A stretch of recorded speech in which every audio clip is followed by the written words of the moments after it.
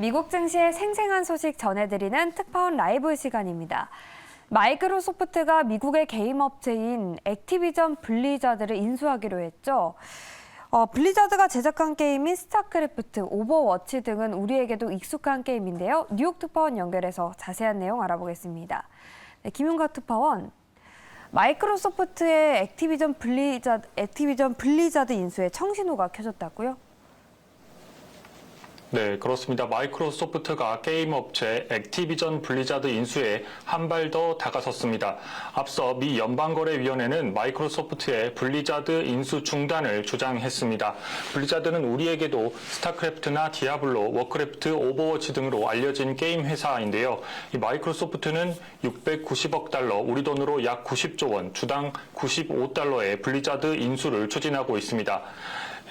FTC는 마이크로소프트가 블리자드를 인수하면 게임 시장의 경쟁이 약화될 것이라며 인수 금지 소송을 제기한 바 있는데요.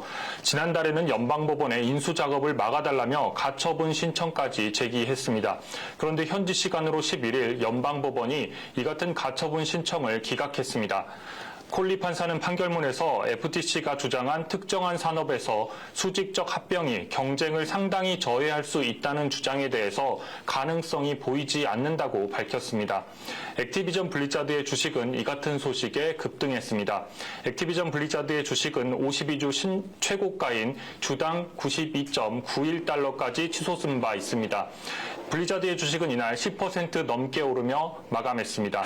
액티비전 블리자드의 바비 코틱 CEO는 직원들에게 보낸 메모에서 우리는 오늘 판결로 세계 다른 곳에서 규제 승인에 대해서 낙관하고 있다며 합병이 빠르게 마무리될 수 있도록 영국 당국과 협력 준비가 되어 있다고 밝혔습니다. 마이크로소프트도 이 같은 소식을 환영했습니다.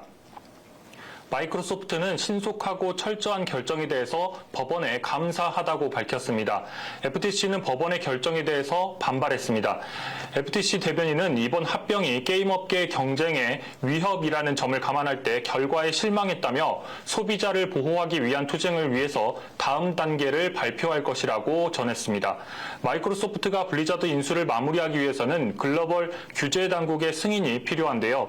현재 유럽연합의 규제 당국에서는 승인을 받았고 영국은 불허 결정을 내리면서 마이크로소프트가 이 일을 제기해 다투고 있는 상황입니다.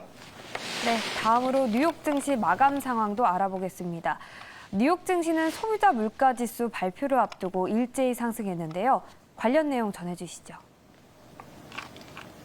네, 그렇습니다. 미국 뉴욕 증시의 3대 지수는 일제히 상승 마감했습니다.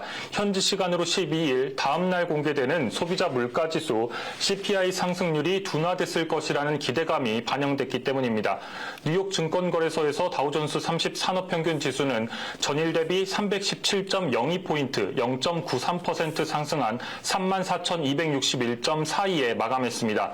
대형주 중심의 S&P 500 지수는 29.73포인트, 0.67% 오른 4,439.26에 기술주 중심의 나스닥 지수는 75.22포인트, 0.55% 상승한 13,760.7에 거래를 마쳤습니다.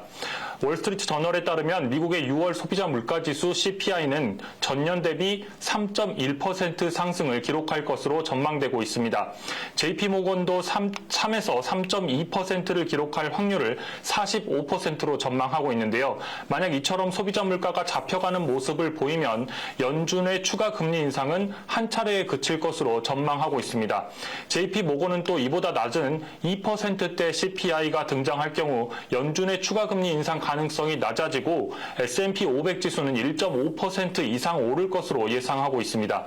시장의 투자자들은 내일 나올 CPI 상승률이 둔화됐을 것이라는 기대감을 갖고 있다는 사실이 오늘 증시에서 확인할 수 있었습니다. 이에 10년물 국채금리도 다시 4% 아래로 내려가는 등 예상보다 더 낮을 수 있다는 기대감도 나오고 있습니다. 이 같은 기대감에 이날 시장에서는 S&P 500 지수 11개 업종이 모두 상승세를 기록했습니다.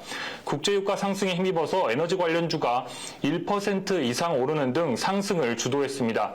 한편 부동산 플랫폼 진로우가 주가 10% 이상 상승한 채 마감했는데요. 파이퍼 샌들러가 진로우 그로우 주식에 대해서 투자 의견을 중립에서 비중 확대로 상향 조정하면서 주가가 크게 올랐습니다. 파이낸셜 타임즈에 따르면 오픈 AI의 창업자 샘 올트먼이 투자한 스타트업이 상장에 나선다는 소식도 전해졌습니다. 소형 모듈 원전 개발사인 오클로는 스펙 합병을 통해서 상장을 계획하고 있습니다. 오클로는 소형 모듈 원전을 건설하고 생산한 전기를 파는 기업인데 이들의 시장 가치는 8억 5천만 달러로 우리 돈 약 1조 1천억 원으로 평가받고 있습니다. 지금까지 뉴욕에서 매일경제TV 김용갑입니다. 네, 미국 현지 연결해서 뉴욕 증시 소식들 살펴봤고요. 오늘의 인사이트 이어집니다.